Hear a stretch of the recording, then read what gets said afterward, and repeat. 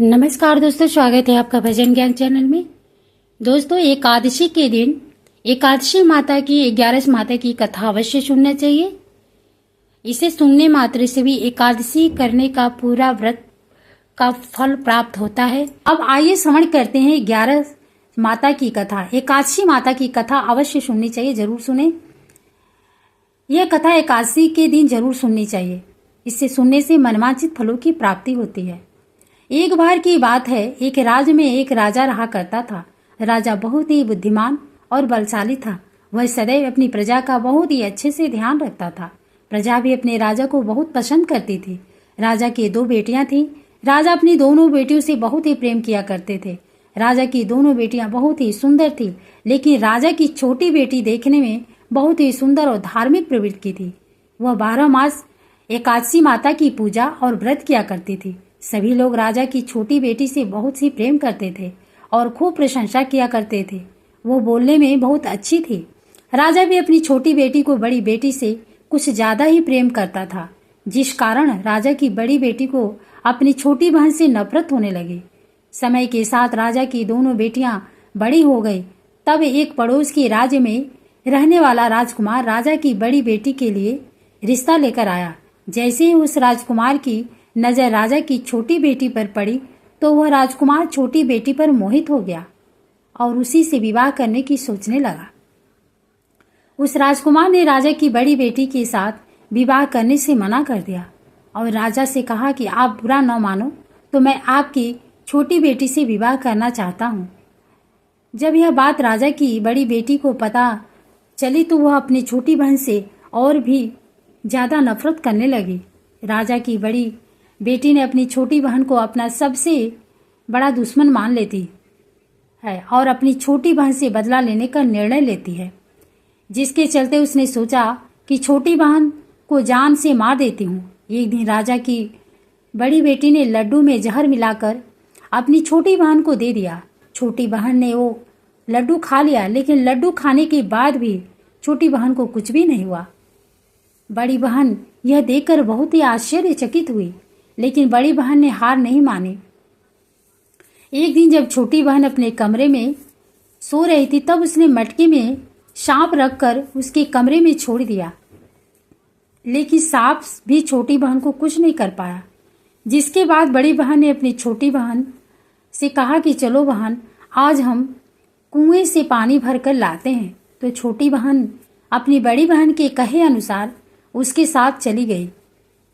जैसे ही वह पानी कुएं से निकालने लगी तो बड़ी बहन ने उसे कुएं में धक्का दे दिया, लेकिन 11 माता के आशीर्वाद से वह सकुशल बाहर निकल आई। यह देखकर उसे बहुत ही आश्चर्य हुआ कि न जाने मैंने कौन कौन से प्रयास किए हैं, फिर भी इसका कुछ भी नहीं हुआ।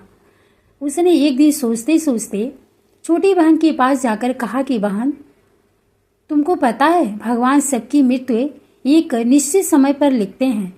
तुम्हारी और मेरी मृत्यु कैसे होगी, क्या तुम जानती हो?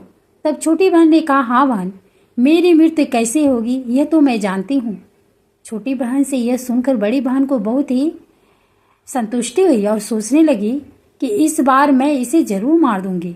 उसने अपनी छोटी बहन से कहा कि अपनी मृत्यु का राज मुझे तो बताओ, मैं तुम्हारी बड़ी बहन हूँ। छोटी बहन ने अपनी बड़ी बहन से कहा कि मेरी मृत्यु एक तोते में है, जो तोते के गले में एक हार है, उसी से मेरी मृत्यु होगी। जब कोई व्यक्ति उस तोते को मारकर वह हार अपने गले में पहन लेगा तो मैं मूर्छित हो जाऊंगी, और जैसे ही उस हार को अपने गले से उतार देगा तो मैं वापस जीवित हो जाऊंगी। अपनी छोटी बहन की मृत्यु का राज जानकर बड़ी बहन बहुत ही खुश हुई और उसने अपनी छोटी बहन को मारने के लिए उस पालतू तोते को ढूंढना शुरू कर दिया।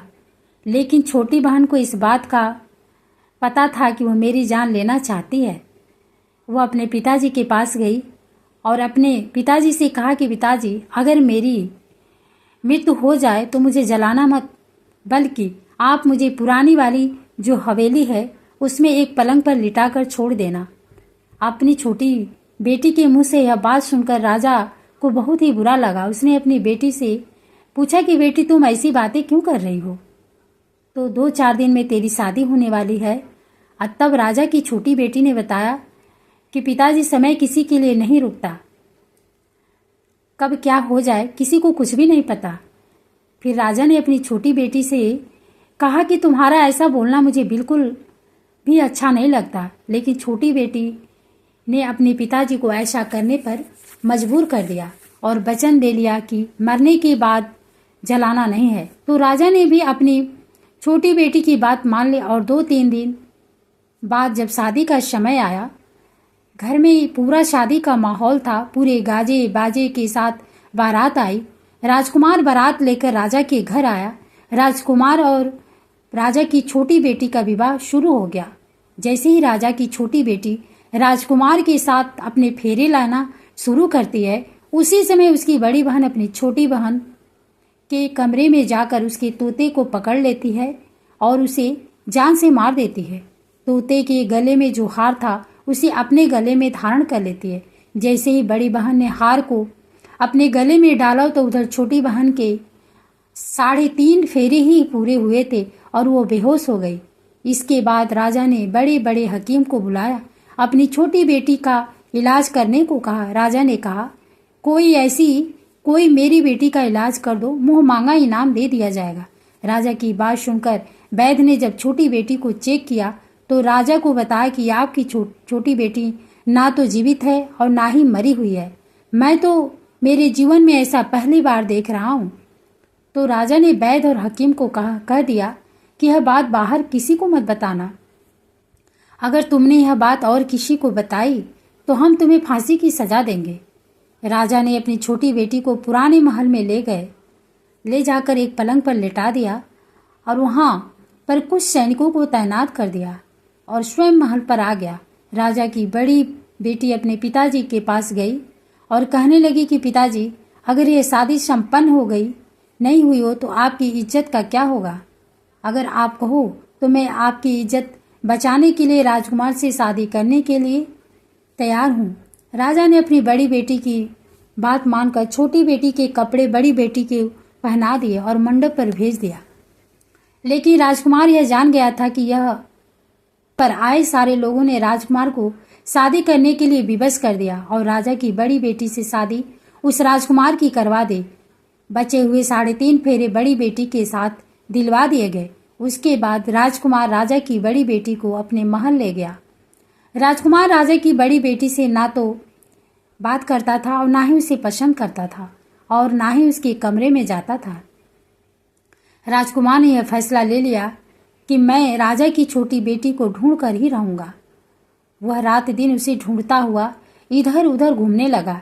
एक दिन राजकुमार अपने घोड़े पर सवार होकर राजा के पुराने महल के पास पहुंच गया, जहां पर उसने कुछ सैनिकों को देखा। महल के पास पहुंचकर राजकुमार ने जब महल को ध्यान से देखा तो वह समझ गया कि यह मेरे ससुर का पुराना महल है।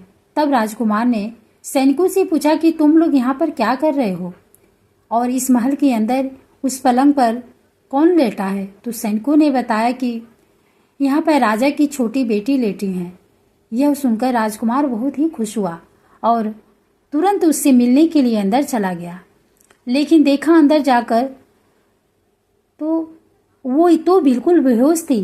राजकुमार उसकी सेवा करने लगा। जैसे ही रात हुई, राजा की छोटी बेटी उठकर बैठ गई। राजकुमार यह देखकर बहुत ही खुश हुआ और उससे पूछने लगा कि तुम यहाँ पर क्या कर रही हो? ऐसे में बीच फेरे से फिर उसे गायब होकर यहाँ पर क्यों चली आई? तुम मेरे साथ चलो। राजा की छोटी बेटी ने राजकुमार को सारी बात बता दी। बताया कि मेरी जान एक तोते में बसी थी और यह बात मैंने अपनी बड़ी बहन को बता दी थी। मुझे पता है कि उसी ने मुझे मारने का प्रयास किया है। उसके पास एक हार है जिसको वह सुबह पहन लेती है और रात को उतार कर रख देती है। जब तक वह हार को पहने रखती है तब तक मैं मूर्छित रहती हूँ और जैसे ही वह हार को उतार देती है तो मैं जीवित हो जाती हूँ। और जब तक मेरी बहन के पास वह हार है तब तक मैं ऐसे ही जीवित और मूर्छित होती रहूंगी। अगर मेरी बड़ी बहन के पास जो हार है वह मेरे हाथ आ जाए तो मैं हमेशा के लिए जीवित हो जाऊंगी। राजकुमार यह बात सुनकर राजा की छोटी बहन बेटी के पास रहने का निर्णय ले लिया और बचे हुए फेरे लेकर अपने विवाह को पूरा किया और वहीं पर रहने लगा। ऐसे करते करते काफी समय बीत गया। राजा की छोटी बेटी गर्भवती हो गई। एक दिन राजकुमार को किसी काम से बाहर जाना पड़ा तो पीछे से राजा की छोटी बेटी के पेट में बहुत जोरों से दर्द होने लगा। उसने उस समय ग्यारस माता का आह्वान किया, जिसके बाद ग्यारस माता वहां पर प्रकट हुई और उन्होंने उसके दर्द को दूर कर दिया। एक सुंदर पुत्र को उसने जन्म दिया। जब आधी रात को राजकुमार बाहर से आया तो उसने ग्यारस माता को देखा तो बहुत सी आश्चर्यचकित हुआ। उसने तुरंत माता को प्रणाम किया। एकादशी माता ने राजकुमार से कहा कि जब तुम्हारा बेटा 5 वर्ष का हो जाए तो तुम अपनी पत्नी का हार लाकर इसके गले में डाल देना, जिससे यह हमेशा के लिए जीवित हो जाएगी। समय के चलते राजकुमार का बेटा 5 साल का हो गया। एक दिन राजकुमार को फिर किसी काम से बाहर जाना पड़ा। उसने अपने बेटे से कहा, तुम अपनी माता का ध्यान रखना और मैं शाम तक लौट आऊंगा। जैसे ही राजकुमार वहां से बाहर निकला तो बड़ी बहन के सैनिकों ने उसे देख लिया और बड़ी बहन को जाकर सारी बात बता दी, जिसके बाद बड़ी बहन अपनी छोटी बहन के पुत्र को वहां से उठवा लिया और उसे मरवा दिया। उसके 2 टुकड़े करवाए। पहले टुकड़े को चक्की के पास छुपा दिया और दूसरा टुकड़ा अपने पलंग के नीचे रख लिया। यह देखकर एकादशी माता ने भिखारी का रूप धारण किया और उसके घर आई। भिक्षा मांगने लगी तो बड़ी बहन ने अपने सैनिकों से कहा, नौकरों से कहा कि जाओ भिखारी को भिक्षा दे दो। लेकिन जैसे ही नौकर ग्यारस माता को भिक्षा देने के लिए जाता है तो माता उन्हें मना कर देती हैं और कहती हैं कि मैं तुम्हारी रानी से ही भिक्षा लूंगी। नौकरों ने अंदर जाकर कहा कि रानी वो हमसे भिक्षा नहीं ले रही हैं, बोल रही हैं कि मैं रानी से भिक्षा लूंगी। जब बड़ी बहन स्वयं भिक्षा देने के लिए भिखारिन बनी ग्यारस माता के पास आती हैं, उससे पहले ही माता एक बिल्ली का रूप बनाकर उसके कमरे में चली गई। वहां पर जो छोटी बेटी के पुत्र का एक टुकड़ा था वहां उठा लेती हैं और दूसरा चक्की के पास से उठाकर जीवित कर देती हैं और वहां से लेकर चली जाती हैं और राजकुमार को सारी बात बताकर उन्हें उसका बेटा सौंप देती हैं। राजकुमार अपने बेटे को लेकर उस बड़ी बहन के पास जाता है और उसे कहता है कि इस बच्चे का अच्छे से ध्यान रखना है। अगर तुम इस बच्चे का अच्छे से ध्यान रखोगी तो ही मैं तुमसे बात करूंगा, वरना मैं यहाँ से चला जाऊंगा। एक दिन राजकुमार ने अपने बच्चे से कहा कि तुम ऐसा करो, तुम्हारी माँ के गले का वो हार मांग लो, तुम्हारी जिद की वजह से वो तुम्हें दे देंगी। अपने पिताजी की कहे अनुसार लड़का अपनी बड़ी माँ के पास जाकर कहता है कि माँ, मुझे तुम्हारी गले का हार चाहिए। यह सुनकर उसकी माँ को पहले तो बहुत गुस्सा आता है, पर उसको याद आता है कि राजकुमार ने कहा है कि अगर मैं इस बच्चे की अच्छे से ध्यान रखूंगी तो वही वो मुझसे बात करेंगे। वह सोचती है कि छोटी बहन अब तक तो मर ही गई होगी, उसे जला भी दिया गया होगा, अब कौन सी जिंदा होने वाली है। यही सोचकर वह हार को निकाल कर उस बच्चे को दे देती है। वह बच्चा उस हार को ले जाकर अपने पिताजी को दे देता है तो राजकुमार अपने बेटे और उस हार को लेकर वहां से चला जाता है और जाते हुए कहकर जाता है कि तुम्हारे लिए खाना बनाकर तैयार रखना, तुम हमारे लिए खाना बनाकर तैयार रखना, मैं शाम को आकर तुम्हारे साथ ही खाना खाऊंगा। यह कहकर अपने बेटे को लेकर वहां से सीधा राजा के पास जाता है और राजा को सारी बात बता देता है। राजा अपनी बड़ी बेटी की यह करतूत सुनकर बहुत ही क्रोधित होते हैं और अपनी परवरिश को दोष देने लगते हैं। राजा राजकुमार को अपनी छोटी बेटी के साथ रहने का आदेश देते हैं। राजकुमार वह हार लेकर छोटी रानी के पास जाता है और उसके गले में वह हार डाल देता है, जिससे वह जीवित हो जाती है। दोनों बहुत ही खुश होते हैं। राजकुमार अपने बेटे और अपनी पत्नी को लेकर अपने राज्य में चला जाता है। इस तरह एकादशी व्रत के प्रभाव से राजा की छोटी बेटी को अपने जीवन में आई तमाम मुसीबतों से छुटकारा मिलता है। लाइक करिए और दूसरों को भी शेयर करें। धन्यवाद।